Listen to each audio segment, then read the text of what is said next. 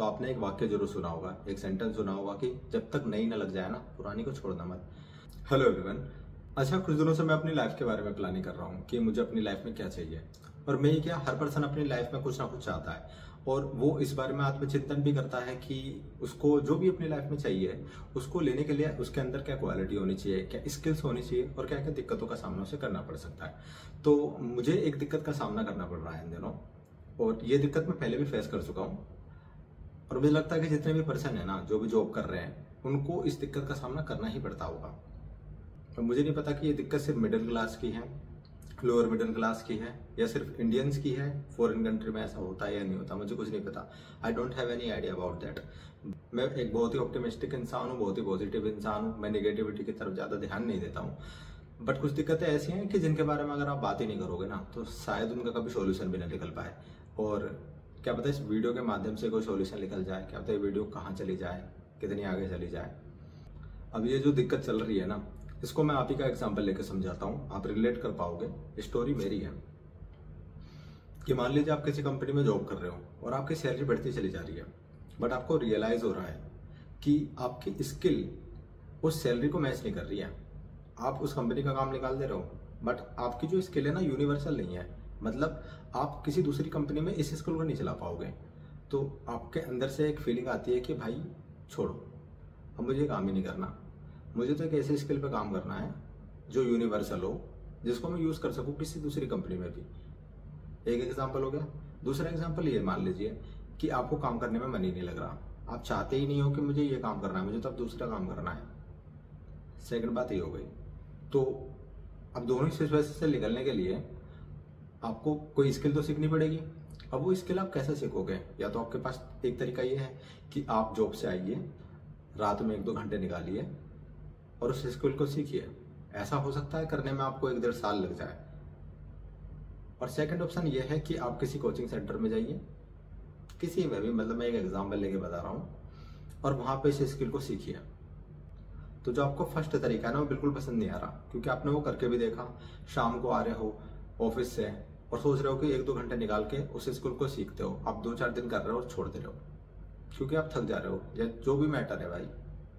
और जो second option है वो आप बिल्कुल कैरी कर ही नहीं सकते अपनी लाइफ में, बिकॉज जो कोचिंग सेंटर है भाई वो 6-7 बजे बंद हो गए। आप जब घर आ रहे हो ना, तब दुनिया सो चुकी है, आपके लिए कोई जगह नहीं रहा। तो अब आपके हाथ में बस एक ही फैसला बचता है कि आप जो जॉब कर रहे हो ना, उसको छोड़ दो। अब मेन दिक्कत स्टार्ट होती है यहाँ से। ये तो मैंने कारण बताया था उस दिक्कत का कि क्या कारण है। अब दिक्कत स्टार्ट होती है यहाँ से। अब जब भी किसी लगी हुई नौकरी को छोड़ने के बारे में बात करते हैं ना, तो आपने एक वाक्य जरूर सुना होगा, एक सेंटेंस सुना होगा कि जब तक नई न लग जाए ना, पुरानी को छोड़ना मत। ये आपके दोस्त भी कहेंगे, ये आपकी फैमिली भी कहेगी, और ये जिस कंपनी में आप काम कर रहे हैं वो भी कहेंगे। मतलब इतना डर किस बात का है? मैं इस बात से बहुत ज़्यादा कन्फ्यूज हूँ। चलो मैं अपनी फैमिली वालों के बारे में बात करता हूँ। आप अपनी फैमिली वालों के बारे में बात करते हैं कि ठीक है, उन्होंने वो टाइम देखा है, लेकिन वो जो पिछला टाइम था ना, वो बहुत बदल चुका है। आज के टाइम में बहुत सारे चेंजेस आ गए हैं।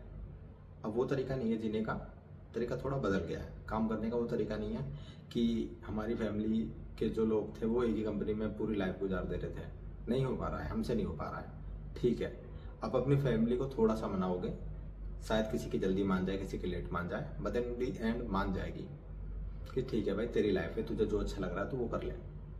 बट क्या हमें अपनी जो जॉब करनी है वो फैमिली के साथ करनी है? नहीं ना, वो तो हमें कंपनी में करनी है। अब दिक्कत है ये कंपनियों का अप्रोच। मैंने ऐसी ऐसी जॉब देखी हैं जिसमें लिखा रहता है कि अगर आपकी लाइफ में, आपके करियर में कोई गैप है तो हम आपको एज अ कैंडिडेट कंसीडर ही नहीं करेंगे। आप हमसे जॉब के लिए पूछो ही मत, हम आपको लगाएंगे ही नहीं, क्योंकि आपके करियर में गैप है। अब एक बात बताइए कि हाउ इज दिस पॉसिबल यार? करियर में गैप होना इतनी गंदी बात हो गई, इतनी बेकार बात हो गई। कोई बंदा अगर आज से 3 महीने पहले बिल्कुल डफर है किसी स्किल में, और 3 महीने बाद वो नई स्किल ले रहा है, तो उस स्किल की कोई वैल्यू नहीं है जस्ट बिकॉज आपने वो जॉब छोड़ दी है।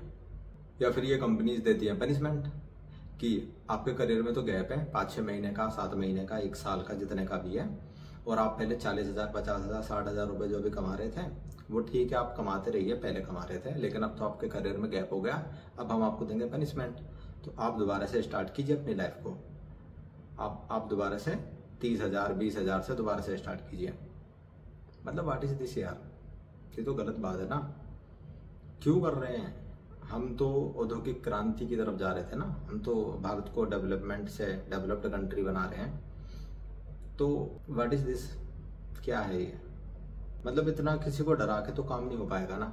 अब मान लीजिए कोई बंदा है, बीमार हो गया किसी भी कारण से, 3 4 5 महीने जॉब नहीं कर पाया किसी भी रीजन से, उसके बाद अगर वो जॉब करने के लिए जाएगा तो वो तो मार्केट से आउट हो गया है। वो तो एक ऐसा पर्सन बन गया है जो किसी भी कंपटीशन में आ ही नहीं रहा, उसे तो कंपटीशन से आउट कर दिया गया है। अब वो दोबारा से अपनी लाइफ को स्टार्ट करेगा।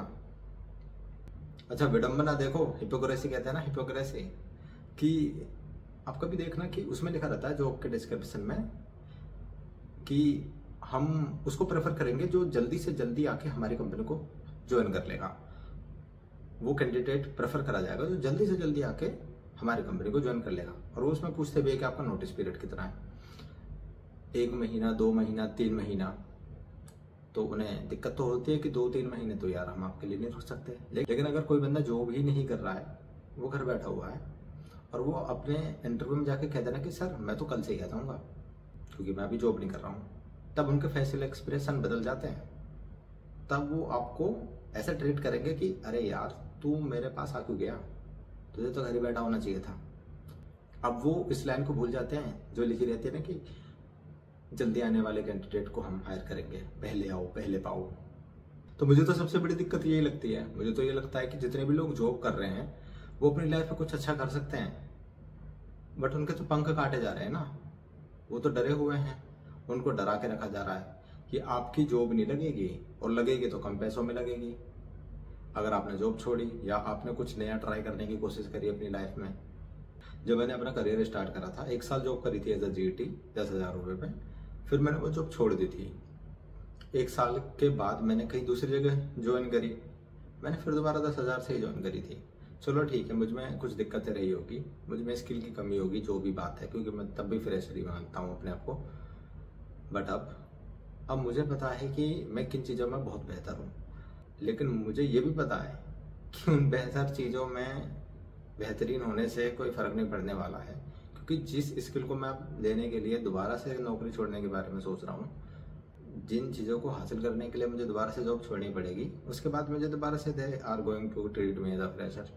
बट कोई बात नहीं, करेंगे, इस समस्या का समाधान भी निकलेगा। देखते हैं, बताऊंगा आपको भी क्या कॉन्सिक्वेंसेस मैंने झेले हैं ऐसा रिस्क दोबारा लेने के बाद अपनी लाइफ में।